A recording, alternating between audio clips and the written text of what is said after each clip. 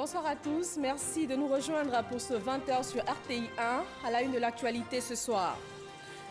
La Pâque, la fête la plus importante du christianisme. Elle marque la résurrection de Jésus. Les chrétiens du monde ont célébré l'événement. Ici en Côte d'Ivoire, les églises n'ont pas désempli et placent ensuite aux réjouissances populaires. Le pays baoulé, dans le centre du pays, est bien connu pour ses moments de réjouissance en période pascale. À Béomi, le Goli est en attraction. Cette danse traditionnelle est au cœur d'un festival. Il est aujourd'hui devenu incontournable dans la région. Des erreurs, il s'en produit souvent dans le domaine médical. Les médecins fautifs sont passibles de sanctions qui vont jusqu'à la radiation. Dans ce journal, le témoignage d'une patiente qui a eu une lame oubliée dans son corps à la suite d'une intervention chirurgicale.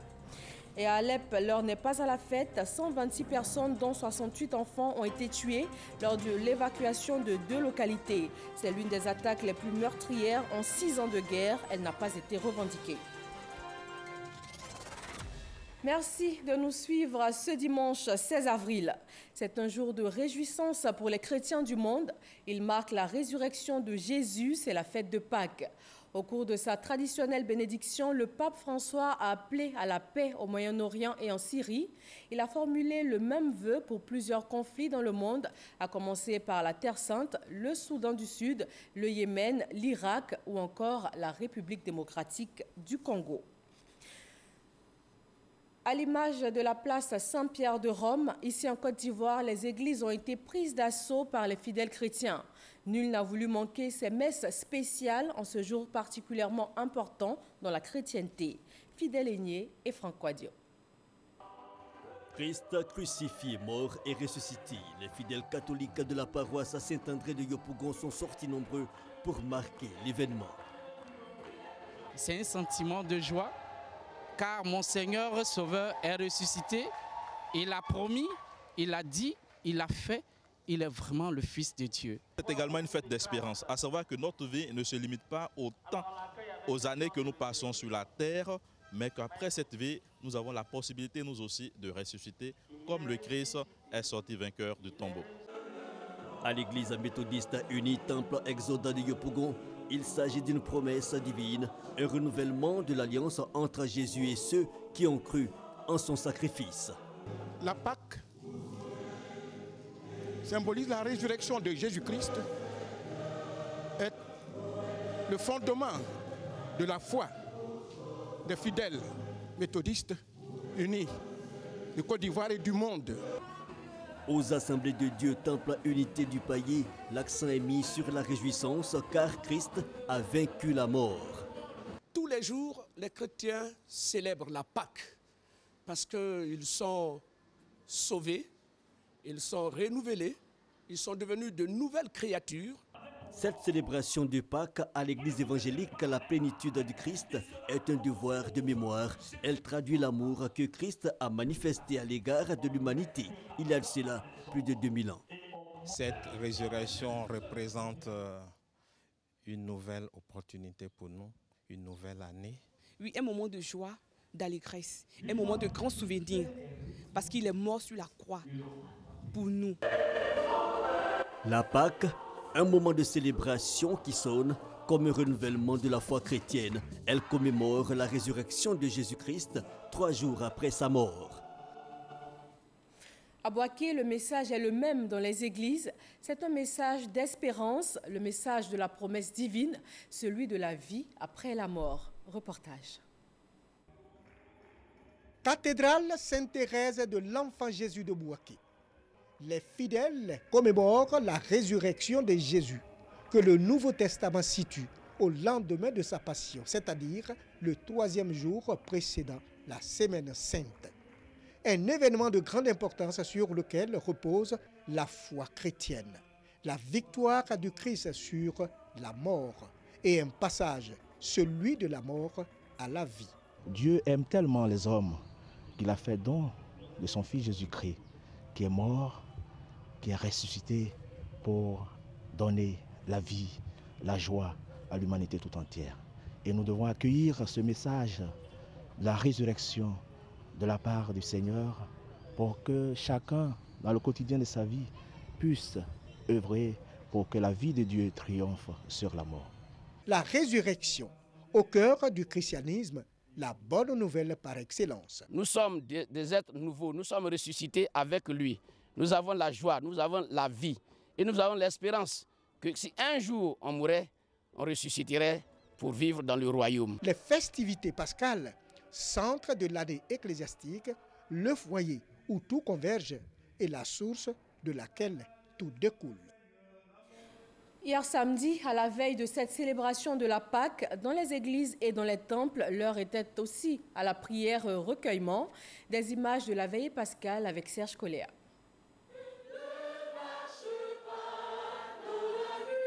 La veillée de Pâques à la paroisse Saint-Ambroise, ma vigne de Cocody en Grès, démarre par une procession. Cierge pascal en main, le père curé Pascal Seca met les fidèles catholiques dans les conditions du renouvellement de leur âme et de leur esprit. En ce jour qui marque la résurrection du Christ, le célébrant appelle sur les uns et les autres la lumière du monde, la lumière du Christ pour dissiper les ténèbres des cœurs et des esprits. Notre émergence à nous, chrétiens, nous disons que c'est avec le Christ ressuscité pour que ce pays ressuscite vraiment de ses cendres. J'appelle donc tous les Ivoiriens à emprunter le chemin de ressuscité, à emprunter la dynamique de la résurrection qui veut dire mort à soi, mort à ses péchés, mort à sa haine pour donner la vie. À Saint-Albert le Grand, à Sainte-Cécile ou encore à Saint-Bernard, baptême, mariage, liturgie de prière et de parole et bien d'autres sacrements ont marqué la résurrection de Jésus. À l'église du christianisme céleste, la célébration de ce jour saint a eu lieu juste à côté du cimetière municipal de Port-Boué. Tout un symbole qui appelle les fidèles au bannissement du péché et à la restauration de leur vie. Une sorte de résurrection. Le prophète dit, Jésus est mort pour vous donner une nouvelle vie. Donc, allez au cimetière faire la prière pour que votre malheur soit enterré en sainte vie et ressusciter avec une vie glorieuse, céleste, avec Jésus-Christ. À cette veillée, le révérend pasteur Eddie Moublin-Jacob a reçu des hôtes de marque, notamment le fils d'Emmanuel Ochofa, père du christianisme céleste. Je saisis cette occasion pour lancer un appel de paix, d'amour, d'unité, d'unification à tous les fidèles du christianisme céleste en Côte d'Ivoire, en leur demandant de se pardonner. Des prières pour la paix et pour le salut des âmes ont meublé ce moment spécial de communion avec le Christ ressuscité. Pour la fête de Pâques, la région du Bélier a eu l'idée de lancer un événement commercial et touristique. Pakinoukro, le village de la Pâque, accueille plus de 50 exposants. Ils offrent leurs services et tout leur savoir-faire aux visiteurs. Le vice-président a visité le village. Gabriel Zani. À Yamoussoukro, la capitale ivoirienne, en plus de la célébration officielle de Pakinou du Bélier, les activités de la fête culturelle s'étendent aussi ici, à Pakinoukro. Sur plus d'1 kilomètre, des stands sont dressés. Les entreprises se veulent, dans cette période plus proche des consommateurs, c'est aussi le lieu pour des artisans d'exposer leurs œuvres afin de se faire connaître. C'est qu'on a des contacts, après on va voir avec eux et puis ils vont acheter. Bon. Se faire un portefeuille de clients pour certains, pendant que d'autres préconisent la prudence pour un Pakinou sans sida. C'est vrai qu'il y a la fête, en fait on mange, on boit, mais il faudrait penser à sa santé. On a remarqué que pendant les Pakinous, les gens adoptent des comportements à risque. Avec ces expositions, ces déplacements importants de population, des activités de découverte et touristique s'invitent à Pakinou du Bélier, des activités qui donnent des idées au ministre du Tourisme. On peut s'appuyer sur ces fondamentaux pour relancer le tourisme au niveau de Yamoussoukro. Et nous sommes en train de réfléchir avec le ministre du Commerce, avec l'ensemble des acteurs, quelles seraient les contributions que chacun de nous devra apporter pour qu'il y ait véritablement un enjeu économique qui permet de faire décoller la zone de Yamoussoukro. Inspiré de la période de la célébration de la Pâque chrétienne, Pakinou du Bélier, aux accents et aux couleurs de la communauté baoulée, devient au fil des éditions un festival des cultures, des opportunités d'affaires. À Béoumi, toujours en Pays Baoulé, dans le centre de la Côte d'Ivoire, c'est le Goli qui est en attraction en cette période pascale. Cette danse de réjouissance est au centre d'un festival qui, au fil des années, devient incontournable dans la région. Eugène Atoubé. Le festival Goli de Béoumi était entrevu comme un moment de retrouvailles et de grands rassemblements, mais c'est sous des bâches presque vides que les villages ont fait apprécier leur Goli.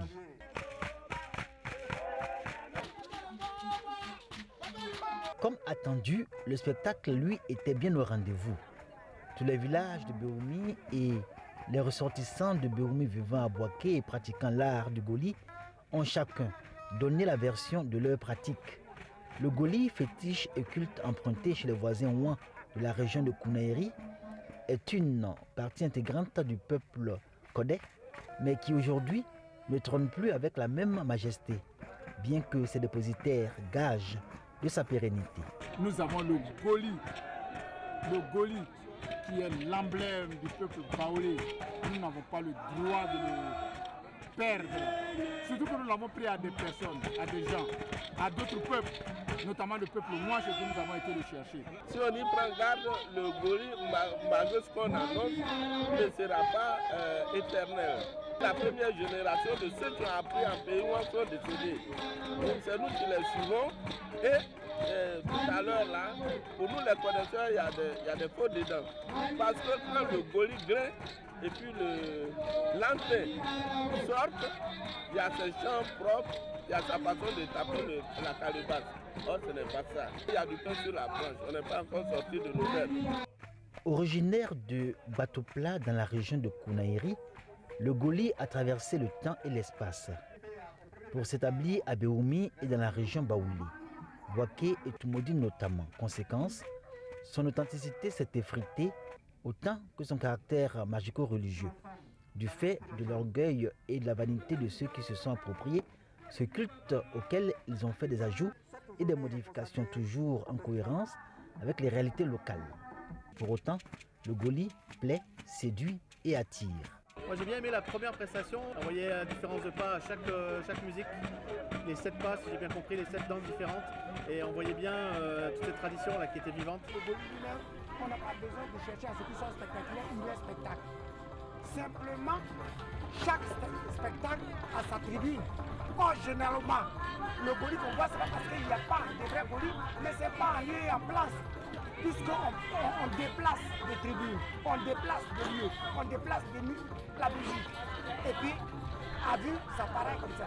C'est pour ça que nous disons que ce n'est pas du Goli. Le festival du Goli de Béoumi se veut une institution à portée pédagogique et didactique. Si l'enjeu est sa pratique dans sa version originelle, il reste que le Goli est un véritable spectacle que le cercle scientifique du Béquet, principal organisateur de ce festival du Goli, veut valoriser et promouvoir pour en faire un patrimoine immatériel national. Paquinou Bélier, un autre rendez-vous culturel du grand centre du pays. Pour la 4e édition cette année, 16 personnalités ont reçu la médaille du mérite de la solidarité, une reconnaissance de l'État de Côte d'Ivoire. Kader Sogodogo. Résidence de feu le président Félix Houphouët-Boigny. La célèbre place du Bélier accueille la cérémonie de reconnaissance aux personnalités de la région du Bélier qui, de par leurs actions, auront contribué à asseoir un climat de paix et de cohésion sociale entre le peuple de Côte d'Ivoire. Des efforts reconnus par le gouvernement. Votre distinction de ce jour fait de vous, en Côte d'Ivoire et au-delà, des artisans de paix et de cohésion sociale. Paquinou du Bélier, par le brassage intercommunautaire, par les actes d'alliance qu'il scelle, nous offre l'image de la Côte d'Ivoire fraternelle, terre d'hospitalité, terre de fraternité, comme le dit notre hymne national. Ils sont au total 16 récipiendaires, à savoir 3 commandeurs, 3 officiers et 10 chevaliers qui ont reçu la médaille du mérite de la solidarité nationale. Ils laissent entrevoir leur joie et surtout, ils sont motivés à continuer de plus belle. C'est des sentiments de joie et de gratitude au chef de l'État, son Excellence M. Alassane Ouattara. Vous savez, le bien le plus précieux qu'on pourra laisser demain à nos enfants, qu'on pourra léguer demain, c'est la paix. C'est ce qui nous a été légué. Il est bon de l'entretenir pour qu'on puisse avoir un pays qui soit prospère. Notons que cette cérémonie de distinction s'inscrit dans le cadre de la célébration de la Paquinou Bélier 2017. Pendant cette période de fête, les déplacements de population sont nombreux. Un accident de la circulation a fait 3 blessés graves ce dimanche sur l'autoroute du Nord à 40 km d'Abidjan. Le chauffeur se serait assoupi au volant, d'où la collision avec un garde-fou. Les forces de sécurité sont immédiatement intervenues. Les blessés de cet accident ont été évacués sur Abidjan où ils reçoivent les soins appropriés, ce qui n'est pas toujours le cas dans les hôpitaux. Il se produit souvent des erreurs médicales. Les médecins qui en sont fautifs sont passibles de sanctions selon la loi. Mais les patients ne vont pas toujours jusqu'au bout et c'est le cas de la jeune dame que nous avons rencontrée. Après une intervention chirurgicale, une lame a été oubliée dans son corps. Alexis Ouedraogo. En 2007, Hermione a de violentes migraines et des douleurs intenses dans le cou. Après une consultation dans un centre hospitalier, il lui est diagnostiqué une tumeur bénigne. Une opération chirurgicale est programmée, rien de bien alarmant. Mais voilà, le jour de l'opération, tout dérape. Premier choc pour Hermione, le médecin est en communication téléphonique durant l'opération. Il était en train de commander son plat pour midi. Je crois un d'autre quelque part là-bas qu'on lui donne, on lui réserve un plat d'agouti avec un vin, après ce que j'ai entendu. Pendant l'opération? Pendant l'opération. Autre incident, l'anesthésie qu'on lui a injectée est sans effet. J'étais obligée de faire un signe pour qu'il sache que je sentais ce qu'il faisait et que je ne dormais pas. D'accord. Et qu'est-ce qui s'est passé après ton signe? C'est là qu'il a laissé tomber le téléphone et dit, mais toi, tu vas me créer les problèmes. Quelle histoire? Tu as mal et puis j'ai bougé les yeux pour lui dire oui. Hermione subit douloureusement les coupes du bistouri. 6 heures après l'opération, elle sent un malaise. Elle le signale au médecin qui le met sur le compte de la récente opération. Quelques jours plus tard, après une radio exigée par sa tante, stupeur, une lame est découverte dans son cou. C'est comme un petit truc, comme une lame, petit truc. Je ne sais pas si c'est ce qu'ils prennent pour faire l'opération. C'est petit truc brillant comme ça, qui était genre un fer, quoi, qui était. Des excuses, c'est tout ce qu'Hermione aura reçu de ce médecin. Elle n'a pas eu le courage de porter plainte. Pour comprendre comment et pourquoi un médecin peut se prêter à de tels agissements, nous nous rendons à l'Ordre des médecins de Côte d'Ivoire. Le docteur Akakro en est le président. Bonsoir mesdames. Après la présentation du cas d'Hermione, il tient à présenter 2 types d'erreurs médicales existantes. L'erreur médicale fautive et l'erreur médicale non fautive. Ce qu'on pourrait appeler une erreur de diagnostic. Alors, cette erreur de diagnostic, lorsqu'il y a une plainte et qu'il est prouvé que le médecin s'est entouré des dernières données scientifiques de la littérature et que malheureusement, il y avait une pathologie qui était masquée, cela ne constitue pas une erreur médicale fautive. Dans le cas d'Hermione, l'erreur est fautive. Le protocole d'opération chirurgicale n'a pas été respecté. La jeune dame aurait dû porter plainte pour obtenir réparation. La loi lui en donne le droit. L'ordre des médecins ne sert pas à protéger les médecins obligatoirement. Hein. Lorsqu'ils font une erreur médicale, fautive bien entendu, dans ce cas-là, ils sont sanctionnés par un tribunal disciplinaire qui existe en son sein, voyez-vous. Et le patient a aussi la possibilité de saisir le tribunal pénal, le tribunal civil pour avoir des dédommagements du préjudice subi. Ces dernières années, de nombreux cas d'erreurs médicales ont été enregistrés. Avec elles, plusieurs mesures disciplinaires contre des médecins indélicats. En fait, la loi dit qu'il ne faut pas faire la publicité des sanctions vis-à-vis des médecins. Parce que lorsqu'un médecin, par exemple, est radié de l'ordre, cette radiation est de 3 ans. Voyez-vous? Pendant ces 3 ans, le médecin n'a pas le droit d'exercer la médecine. Mais au bout de 3 ans, il peut faire une demande de réintégration dans la corporation médicale. Le gouvernement appuie de plus en plus d'initiatives pour assainir le secteur, avec notamment la mise à disposition de stickers individuels et sécurisés pour tous les médecins assermentés et habilités à exercer en Côte d'Ivoire.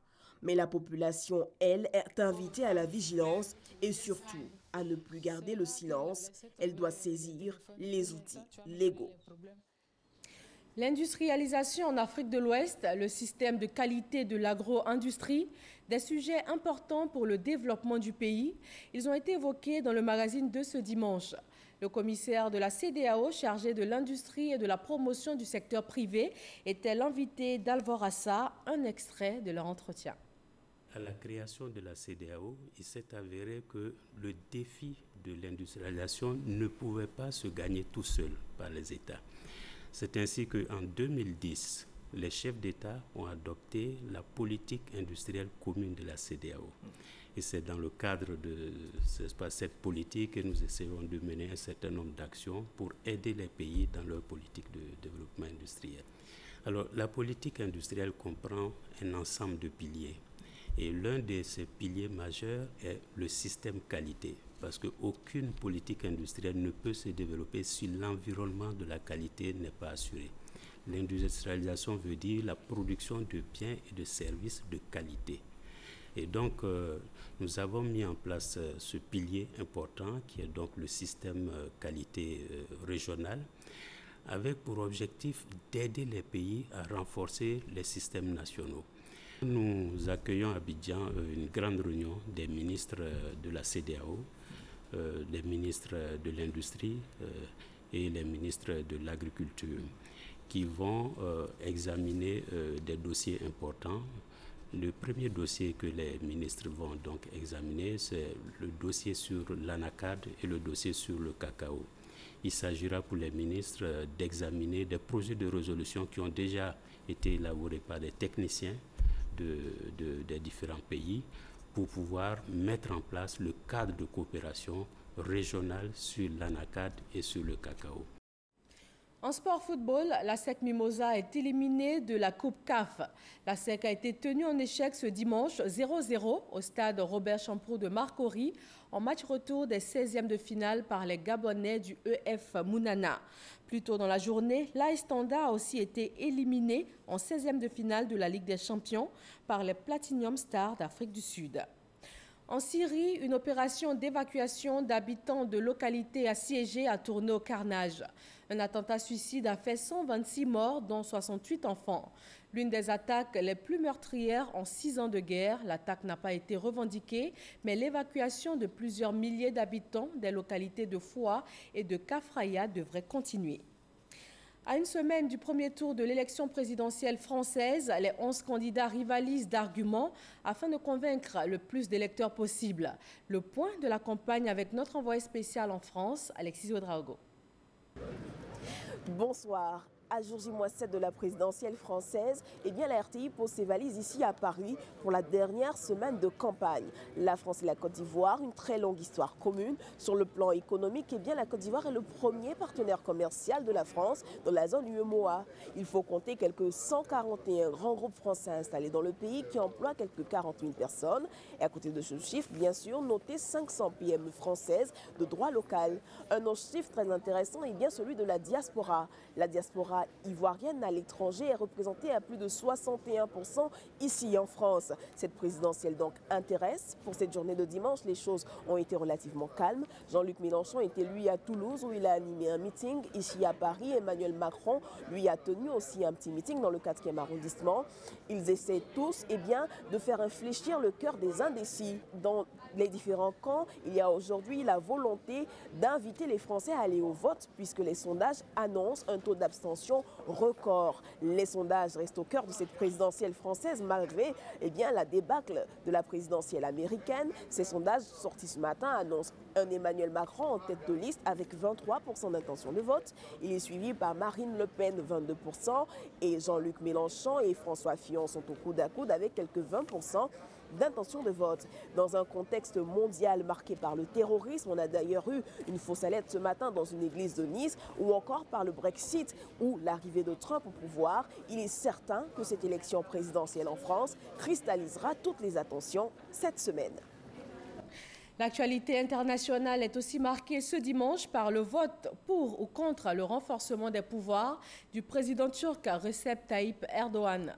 Sidonie Davila nous propose le point de l'actualité de la semaine. C'est le 7 sur 7. Premier arrêt, l'élection en France.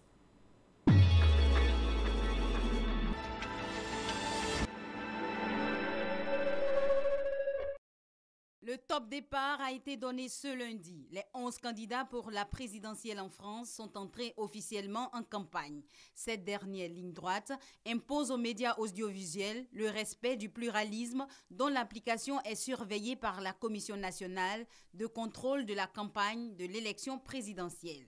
Kinshasa, ville fantôme, la nomination du nouveau Premier ministre n'a pas calmé les tensions. Lundi, alors que le rassemblement de l'opposition appelle à une marche pacifique pour exiger la mise en œuvre de l'accord global et inclusif sur le partage du pouvoir, la capitale s'est muée en une ville complètement paralysée. Après la nomination du nouveau Premier ministre, Abdoulaye Idrissa Maïga, la liste des membres du nouveau gouvernement malien a été rendue publique mardi. Très peu de changements au niveau des principaux portefeuilles, le ministère des Affaires étrangères, de la Justice et de la Sécurité publique. La coordination des mouvements de l'Azawad ne fait pas partie du nouveau gouvernement de 35 membres. Plusieurs milliers de personnes étaient réunies mercredi à Pretoria à l'appel de l'opposition pour exiger à nouveau le départ du président Jacob Zuma, visé par de nombreuses critiques depuis le remaniement gouvernemental controversé il y a 2 semaines. La mère de toutes les bombes, c'est le surnom donné à l'engin de plus de 10 000 kilos qui a fait au moins 36 morts en Afghanistan et un soldat américain tué. L'engin a été utilisé jeudi par l'armée américaine contre l'État islamique dans une série de grottes de l'est du pays. Il s'agit de la plus puissante bombe non nucléaire jamais utilisée par les Américains. Le Conseil de sécurité de l'ONU a décidé jeudi de mettre fin à 13 ans de présence des casques bleus en Haïti pour les remplacer par une force de police plus restreinte. La résolution adoptée à l'unanimité par le Conseil prévoit la fin de la mission des Nations Unies pour la stabilisation en Haïti, MINUSTA, d'ici au 15 octobre prochain. Le président iranien Hassan Rouhani s'est porté candidat vendredi à l'élection présidentielle du 19 mai prochain. Malgré les critiques des conservateurs et un bilan économique en demi-teinte, le président iranien âgé de 68 ans a formellement déposé sa candidature à Téhéran pour briguer un second mandat de 4 ans. Pyongyang a présenté samedi de nouveaux prototypes de missiles balistiques lors d'une parade militaire monumentale pour le 105e anniversaire de son fondateur défunt. Un message clair à l'endroit des États-Unis qui ont déployé un porte-avions dans la région. Inquiète, la Chine appelle au dialogue, mais cela n'a pas empêché la Corée du Nord d'effectuer un tir de missile ce dimanche qui a échoué, selon Washington et Séoul. C'est une échéance majeure en Turquie. Ce dimanche, 55 millions d'électeurs se prononcent en faveur ou non d'une réforme constitutionnelle très controversée dans le pays, mais aussi en Europe. Pouvoir élargi pour le président, disparition du poste du Premier ministre, députés plus nombreux, ce sont les principales dispositions de la réforme constitutionnelle voulue par Recep Tayyip Erdogan.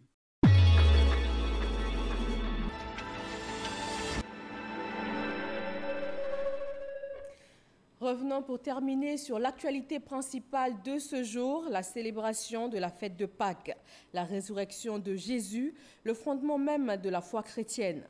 La fête a lieu principalement dans les églises, elle se poursuit ensuite dans les familles et avec d'autres célébrations populaires. Voilà, merci de nous avoir suivis en ce dimanche pascal. La rédaction de RTI 1 souhaite à tous une excellente fête de Pâques, en particulier aux habitants de Yamoussoukro, la 5e ville la plus peuplée du pays. C'est la capitale politique et administrative de la Côte d'Ivoire depuis 1983. Bonsoir à tous.